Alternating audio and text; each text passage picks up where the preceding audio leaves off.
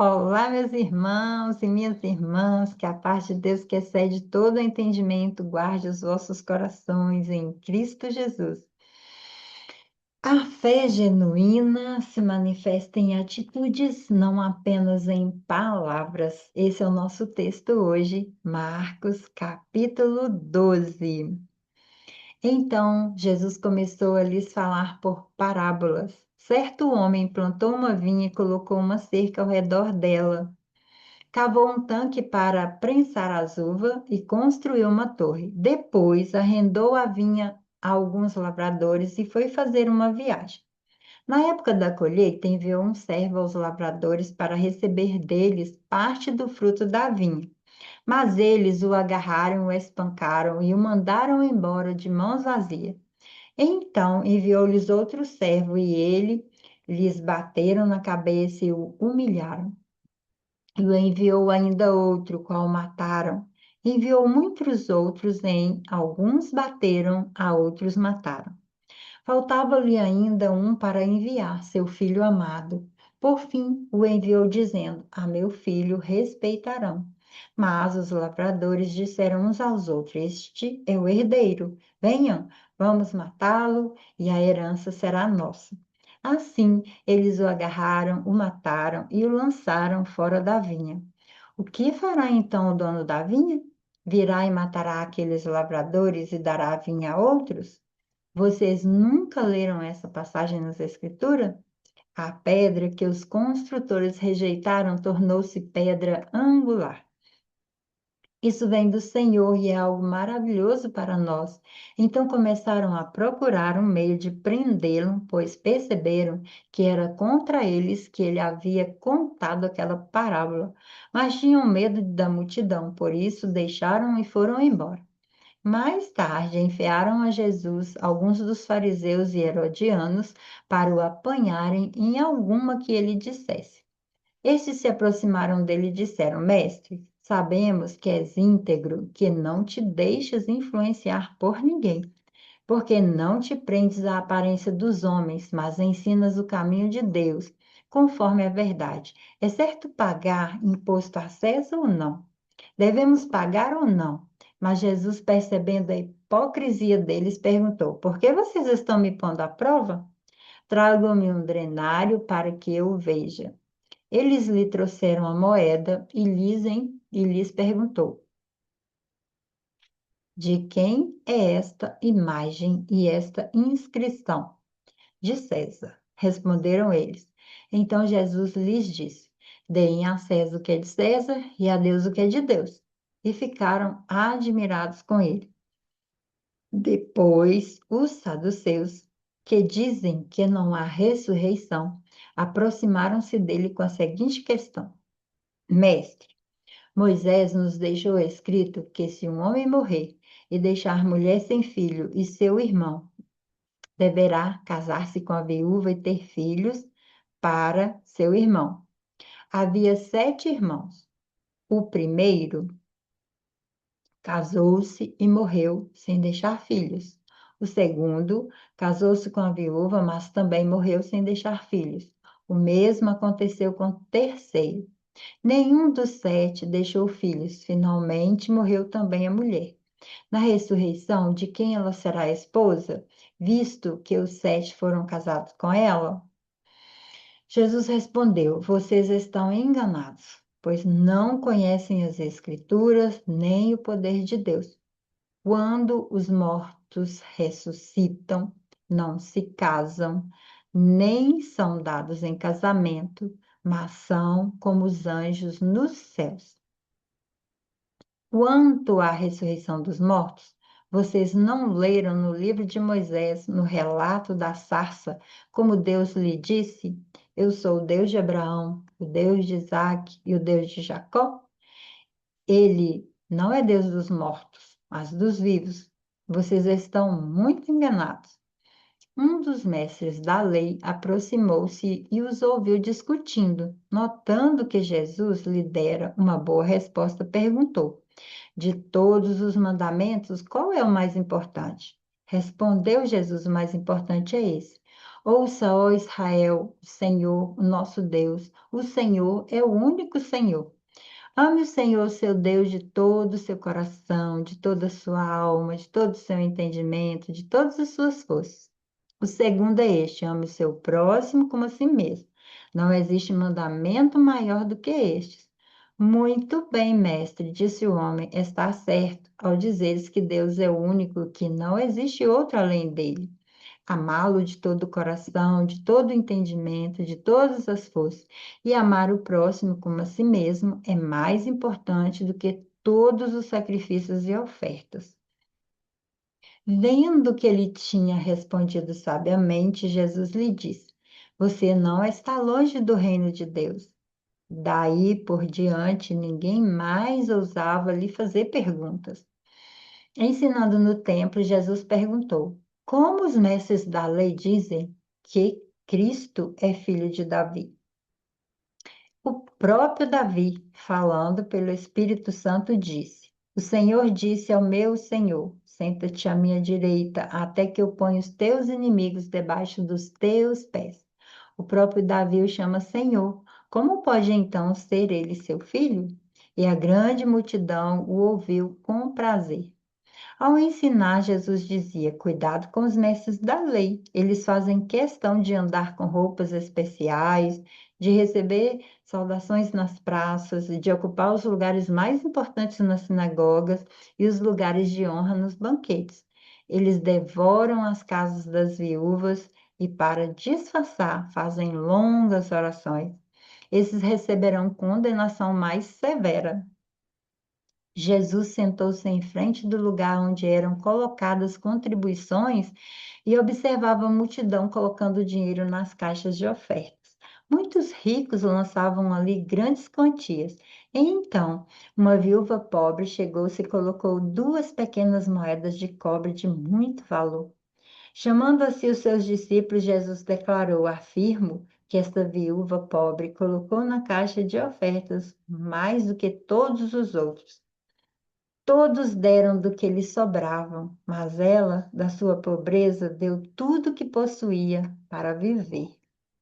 A parábola dos lavradores maus rejeitação ou rejeição, ou seja, uma palavra parecida que você queira colocar aqui.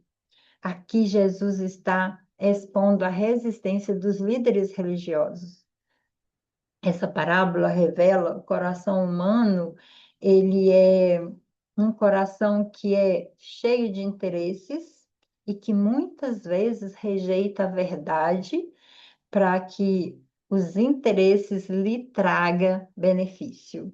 E muitas das parábolas que Jesus traz está nesse lugar de confronto. Todas as vezes que Jesus era confrontado, era nesse sentido, para pegar Jesus de alguma forma e trazer para a vida deles o que lhes importava, um lugar de interesse, né?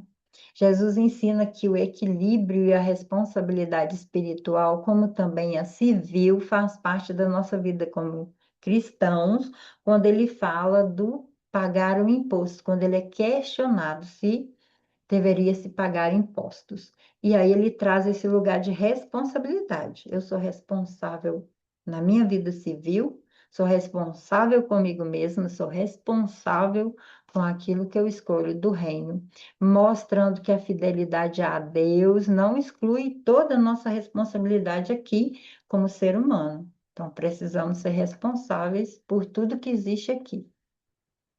Quando Jesus é confrontado pelos saduceus, falando dos mortos, ele diz que Deus não é Deus de mortos.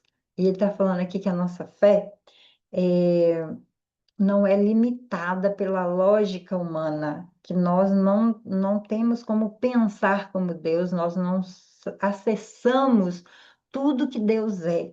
E aí ele diz: Deus não é Deus dos mortos, Deus é Deus de vivos. E você não tem a menor noção do que você será depois da morte, né? Porque você vai ser anjo. Ou seja, você não consegue pensar na lógica de Deus, está pensando na lógica humana, né? Para com isso.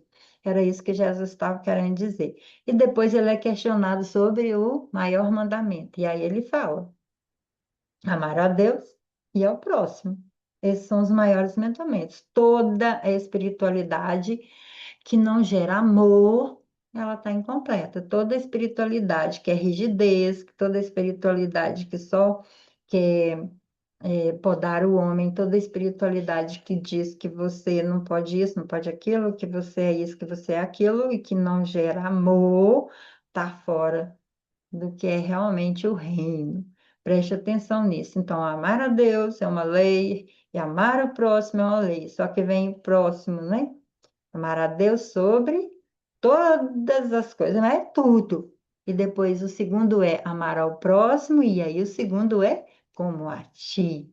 Como é que você está se amando? Qual amor você tem se ofertado? Porque o amor que você se oferta é o amor que você tem que ofertar para o próximo. E esse amor tem sido verdadeiro? E o final, nós vemos Jesus confrontando os limites, as expectativas, a autoridade, e ele atua como autoridade divina aqui na Terra e denuncia tudo aquilo que é autopromoção, status, controle, que faz parte da vida do ser humano. Isso acontece na sua vida? Em algum momento você se viu nesse lugar? Porque toda vez que eu leio a palavra, eu fico me perguntando: será que eu estou aí? Como é que eu poderia melhorar nesse quesito? Como que eu faria para eu realmente me importar com o que é a fé verdadeira, uma identidade cristã? E por fim, ele fecha com a viúva, que ele diz da verdadeira entrega. Ele traz esse lugar de ensinar que a verdadeira entrega não é a quantidade, mas é a qualidade. A viúva ensina que Deus ele não quer muita coisa. Ele não quer sua fazenda, ele não quer seu dinheiro, ele não quer nada disso, se isso não for sincero. Mas, se for pouquinho, mas se for de coração, com amor, com humildade, vale muito mais do que 1000 cofres. Entenda isso. Você pode entregar 1000 cofres, mas seu coração é sincero, é para isso que você realmente quer entregar os 1000 cofres? É a sinceridade que faz parte do reino, a entrega, né, a valorização do reino. Então, esse confronto com tudo aquilo que vivemos, uma fé que precisa ser vivida e não vista, que a maioria quer que o povo vê. Olha o que que eu faço, olha como eu faço, olha como que eu tenho. Isso é uma fé vista. Uma fé vivida, ela é diferente. Em um mundo que valoriza a imagem, a performance, Jesus, olha, valorize o amor, valorize a justiça, a entrega silenciosa, não precisa ser visto espalhafatoso, mas é de coração. No dia a dia, isso traduz em escolhas éticas, em valor, em princípios, em amar quem não retribui. Servir sem aplausos, confiar em Deus, mesmo quando os recursos parecem escassos ou poucos recursos, limitados. Prática para você. O que você tem oferecido a Deus sobre entrega? Como você tem feito isso? Pergunte para você. Minhas decisões refletem o amor de Deus, o amor ao próximo, refletem o amor para comigo mesmo? Como que é isso em mim? Estou usando essa fé para crescer em caráter ou para aparecer? Pergunte para você. E quando você descobrir a sua resposta, coloque isso diante de Deus, porque as pequenas escolhas diárias revelam a profundidade da nossa fé. Como que eu vou dispensar tudo isso para mim e para o outro? A fé que agrada a Deus não se mede com o que nós mostramos, mas o quanto o nosso coração está entregue em verdade, em fidelidade, em amor, em construção. É isso que Deus quer de todos nós. Vamos orar? Pai, obrigado mais uma vez por essa palavra, por esse aprendizado, pelas lições, por trazer esse momento de meditar e entender o que é isso para cada um de nós. Que o Senhor me faça entender cada vez mais as lições da tua palavra para eu aplicar na minha vida. Eu sei que nós somos falhos, como ser humano, tenho falhado, tenho tido momentos de precisar me reconectar com a tua palavra, mas eu sei também que o Senhor entende tudo isso, sabe que somos falhos e nos perdoa.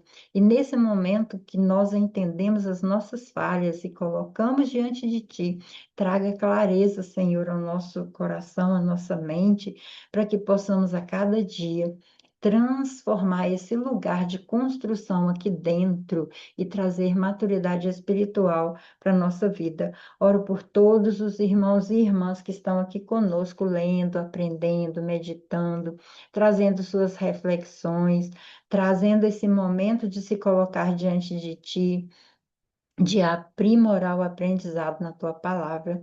Eu oro no teu nome santo. Amém. Até nosso próximo momento de leitura da palavra de Deus. Divulgue, irmãos, o nosso canal. Passe para as pessoas que você conhece que são cristãs, que gostariam de estar aqui lendo a palavra, aquelas que não são cristãs também, que precisam ouvir a palavra de Deus, aprender e conhecer mais o reino. Deus abençoe.